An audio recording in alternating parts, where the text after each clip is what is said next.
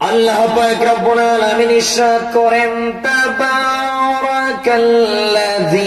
বিয়াদিহিল মুলকু ওয়া হুয়া আলা কুল্লি শাইইন কাদির। বরকতময় হয় আল্লাহ তাআলা, বিয়াদিহিল মুলক, যার হাতে রয়েছে গোটা কুল কায়নাতের রাজত্ব।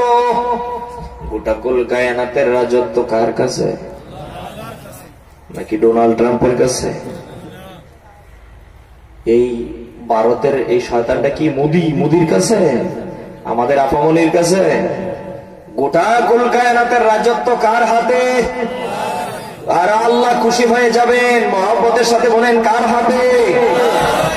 এই পৃথিবীতে যত সরকার, যত রাজা, যত বাদশাহ একের পর এক অতিবাহিত হয়ে গিয়েছে, কাহারও বাদশাহী, কাহারও রাজত্ব এটা চিরস্থায়ী নয়, কোন স্থায়ী সময়ের জন্য। একমাত্র চিরস্থায়ী রাজা বিরাজ রাজত্ব যার হাতে তিনি হলেন